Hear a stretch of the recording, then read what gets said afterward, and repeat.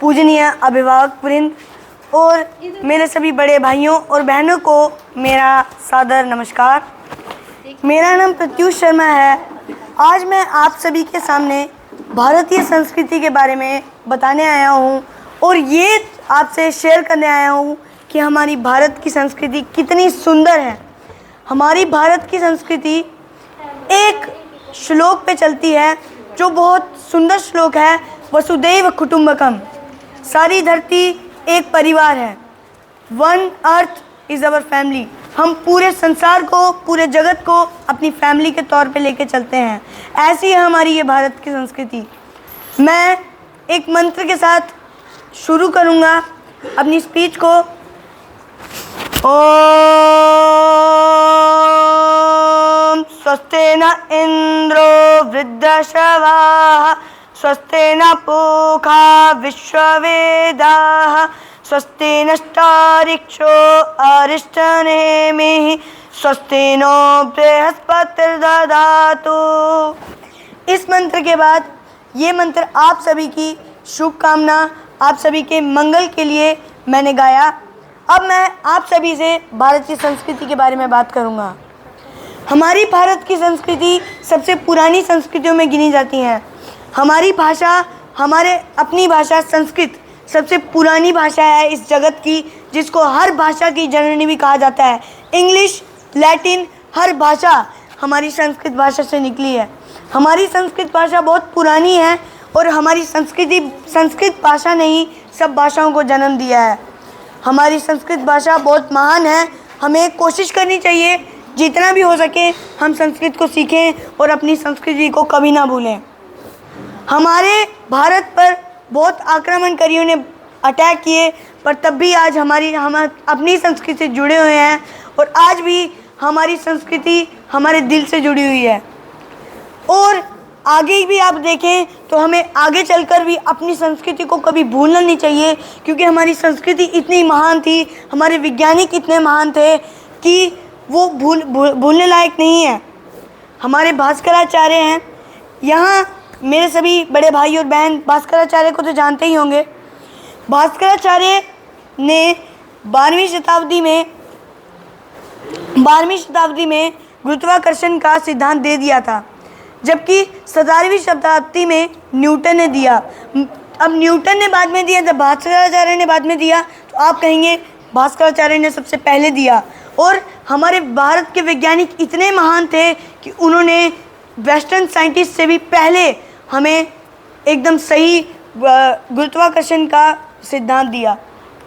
हमारे बहुत भारत के महान वैज्ञानिक थे। आर्यभट्ट ने 0 दिया। अगर 0 नहीं होता तो शायद आज हम 10 के आगे गए ही नहीं होते। हम आज तक सिर्फ 9 तक ही रह जाते। और 1 से 9 तक भी हमारे भारत ने ही दिया है। हमारा भारत इतना महान है। और हमारे भारत में पेड़ों को भगवान कहा जाता है। हम नदियों को पूजते हैं, तालाबों को पूजते हैं, गुरुओं को भगवान समझते हैं। गुरुओं के लिए एक श्लोक मेरे साथ एक लाइन सब बोलेंगे। गुरुर् ब्रह्मा गुरुर्विष्णु गुरुर्देवो महेश्वरा गुरुर् साक्षात् परम ब्रह्म तस्मै श्री गुरुवे नमः। ये मेरे गुरुओं और मेरे माता पिता की ही कृपा है कि आज मैं यहाँ खड़ा हूँ, नहीं तो पता नहीं मैं यहाँ खड़ा नहीं हो पाता। मेरे अंदर ये टैलेंट मेरे गुरुओं ने देखा है। सिर्फ ये 3 लोग हैं हमारी ज़िंदगी में, माता पिता और गुरु। ये हमारे लिए अच्छा समझते हैं। यही ऐसे लोग हैं जो कहते हैं कि हमारा बच्चा हमसे ऊपर निकले। हमारी भारतीय संस्कृति में गुरुओं को भगवान से भी ऊपर माना गया है। परम ब्रह्म का स्थान दिया गया है गुरुओं को।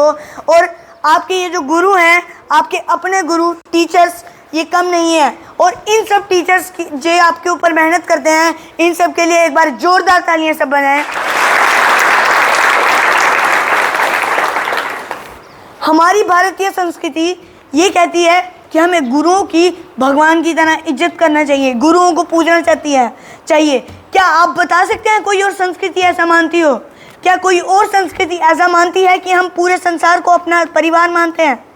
हमारी एक भारत की केवल ऐसी संस्कृति है जो पूरे संसार को अपने साथ लेके चलती है। हम तो ये तक कहते हैं कि हम खुश ना रहें, हम सर्वे भवन्तु सुखिनः, सर्वे सन्तु निरामया, सर्वे भद्राणि पश्यन्तु मा कश्चित् दुःखभाग् भवेत्। हमारी संस्कृति ये कहती है कि सब खुश रहे, पूरा ब्रह्मांड खुश रहे। हम ये नहीं कहते, हम अपने से मतलब नहीं रखते, हम सबको अपने साथ लेके चलते हैं। ऐसी है हमारी ये भारत की संस्कृति। हमें अपने ऊपर गर्व होना चाहिए। आजकल तो हम बाहरी देशों में जाते हैं, हमको शर्म आती है हिंदी बोलने से, शर्म आती है डोगरी बोलने से, हमको अपनी मदर टंग बोलने से शर्म आती है, जबकि बहुतों को अपनी मदर टंग आती है। वो शर्माते हैं कि हम क्यों बोलें, हमें इन्फीरियर लगता है।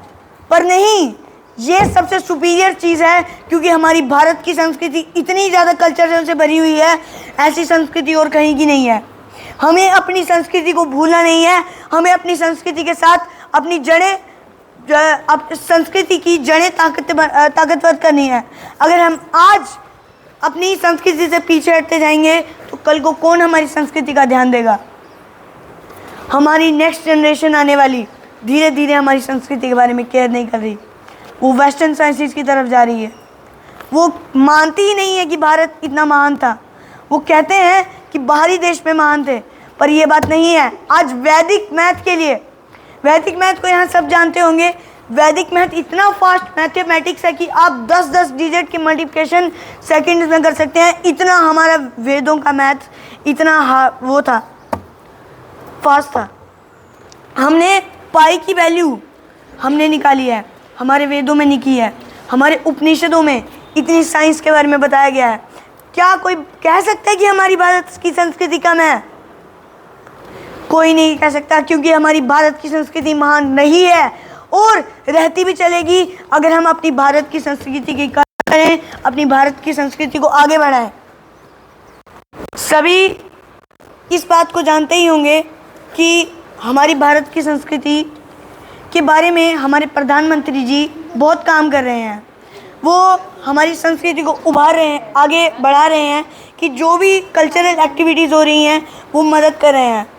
पर आजकल के यंगस्टर्स इतना अपनी संस्कृति को लेकर अवेयर नहीं है। हमें अपनी आगे की संस्कृति को लेकर अवेयर होना पड़ेगा, क्योंकि हमारी संस्कृति महान है।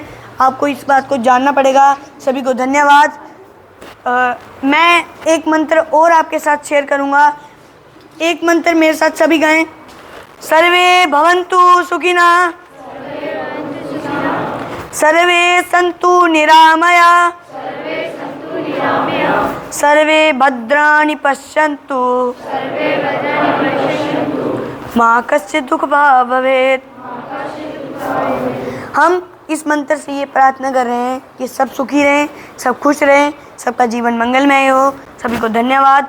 माननीय प्रधानाचार्य जी का बहुत धन्यवाद है कि उन्होंने मेरे को यहाँ स्टेज पे आकर प्रेयर के बाद आपके साथ भारतीय संस्कृति के बारे में विचार शेयर करने का मौका दिया। धन्यवाद सभी को। जय हिंद, जय भारत।